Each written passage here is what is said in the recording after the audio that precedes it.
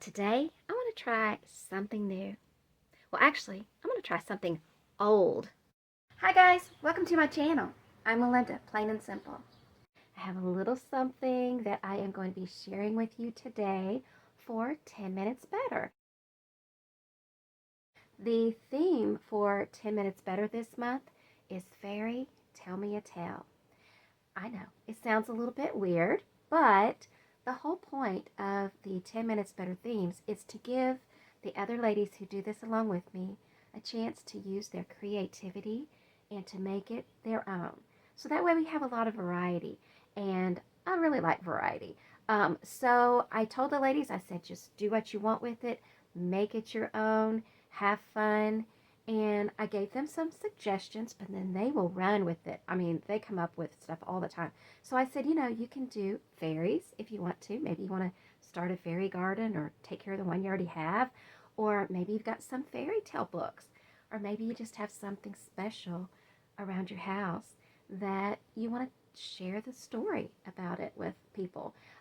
Because decluttering isn't always about what we're letting go of. Sometimes it's about what we're choosing to keep or what we're choosing to bring into our homes. And 10 Minutes Better doesn't have to be decluttering. 10 Minutes Better is just making your house 10 minutes better. It doesn't have to be 10 minutes. You don't have to use a timer. You can do more than 10 minutes or less than 10 minutes. It doesn't matter. It's all about just spending a few minutes making things better around your house. Do what's right for you. So that's what I tell the ladies to do. And so this month, for me, I decided to use this as my thing for Fairy Tell Me a Tale. It's not something that I am decluttering. It's something I am bringing into my home, something that someone else was decluttering, and it's something very special. So it does have a story, and that's what I'm going to share with you today. So if you've got something around your house that you want to tidy up, clean, declutter, organize, dust it, whatever, you don't have to let go of it. Just let me know down in the comments what it is and what's your story, and do it along with me. So grab your stuff and come on, and let's do this together. This bedspread looks really nice in this room. It goes well with the wallpaper, and I think it coordinates very well with the pictures I have on the wall. Those happen to be a couple of cross-stitch pictures that I did years ago, and I really like how it looks. But today, I want to try something new.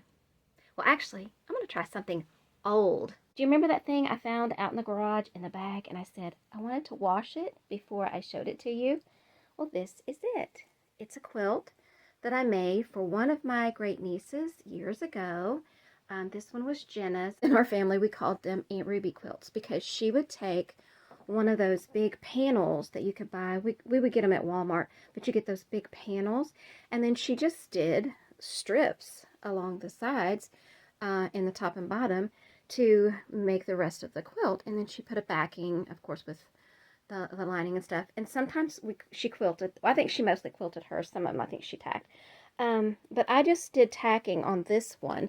It looks like one of them's, I can feel it, so it's still in there. But I just tacked this one because I didn't have enough time to get them all quilted before Christmas. But I did do some quilting up in the area where the panels were. And then I also added lace on mine. Aunt Ruby didn't do trim on hers, but I just thought that was an extra touch. And then I put wide borders on mine instead of just a skinny border. But then also, I'll show you down here, for each one of them, I put one of these little things on here. It says made with love and kisses, but this is the other special part of each of the quilts. So this was for Christmas of 2004, so she was almost 5. And at Thanksgiving, I knew I was doing these quilts. They didn't know. And so I played a game with them, and I asked them to draw around their hands. So each one of them drew around their hands, and then I snuck the pieces of paper out, and then I cut them out, and I drew it onto the backing of each of their quilts. And so each of them had their handprint at that age how their hand looked. And they told me that Jenna would very often go up and stick her hand on the thing. And I think of all of the girls, probably because of her age, maybe it was more important to her and more special to her than any of the rest of them. Well, now she's grown. She's gone through college and all that stuff, but she's moved out, but she's not really established into a place where she can have lots of things yet, or you know, like I don't mean lots like overboard, but you know, she can't have a whole lot. And so when I saw her at Mother's Day, she said, Aunt Nanner, do you, they called me Aunt Nanner, do you know of anybody who has a little girl who might want the quilt? Because she was going to be giving it away. And so she said, it's not that I don't love it. She said, I just don't have a place to put it. And so I said, well, maybe we can, you know, give it to somebody at the family reunion. And then I thought, wait a minute, I don't have a quilt that I made. So why don't I just keep it? And then when and if she gets to the point where she does want it, can have it, maybe she'll have a little girl who'll want it, or maybe she'll just want it for herself someday, she can have it back. But meanwhile, I can have it here and use it and display it. But my problem is I don't know that it really looks that great in here. I don't want to redecorate. This wallpaper and stuff was already in this room, and that other quilt does look good in here. It coordinates very well with it, and I don't think this really does. So I'm kind of torn because it's like I really do want to honor it and display it somewhere, but I don't know that this is the best way. I mean, I think it doesn't do it justice, you know. It doesn't make it look better, and it makes the room look worse, in my opinion. So I think I'm going to put my other one back, flip it back over. I don't have another bed or anything to put it on. And the way it's made, I don't know that, I mean, I wonder maybe if I can just hang it, like if I fold it right, maybe I can just have that part showing, that part up there, somehow. But that's the part that's at the top, so it's going to droop down, so I'm not really sure. I don't really want to just tuck it away, you know. I want to continue giving this quilt lots of love, because I can tell you, I know Jenna did. Jenna loved this quilt, and she used this quilt for many years. And actually, when I went over and went to Jody's house, which is where the quilt was, they had it down on the floor with the mama cat, because she just had kittens, and they had it down there, and the kittens were loving on it, or the mama cat, and so it's been loved. I thought I'd give this a try too, but I don't think that really looks good either. I don't know. I'll keep trying. Okay, I kept playing around with it. I'm not sure about this yet. I'll have to kind of live with it to see. I'm not really good at decorating, so I have to just kind of do it and then live with it for a while and see if it's too much. But I did want to show you what I ended up kind of doing. I folded this quilt down instead of having it up over the pillows that are on the bed. And then the two throw pillow, or what do you call these pillows, that I had on the bed with the pillow shams, those were actually cushions from our couch that I had taken off a long time ago. I have two of them, but the second one just seemed a bit too much. And when I take the one away, it just seems like it's a bit dull. So it kind of needs that little pop of color and texture, I think, the print and all.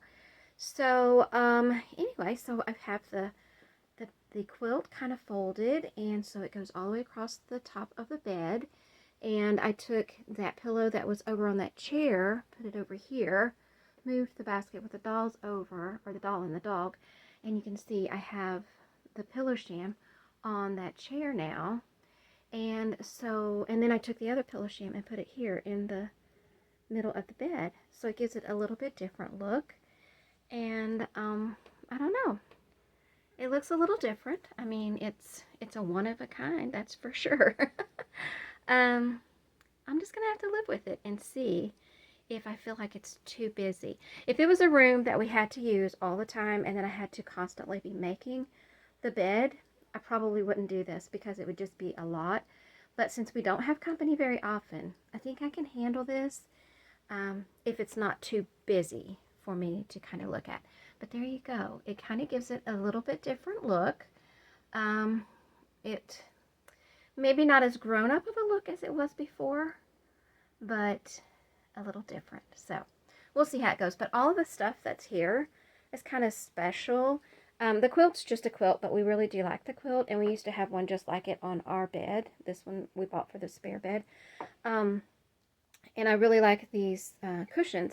But like I said, I made this quilt for my niece. My sister gave me the Beyond Blessed pillow. That is my first Cabbage Patch doll. She's the one I'm choosing to keep. And the dog there looks like our dog, Spooky, that we used to have. We had him for many, many years. And our little friend Kelly, who has communicated on, I've talked about her on my channel, and she does follow the channel a little bit.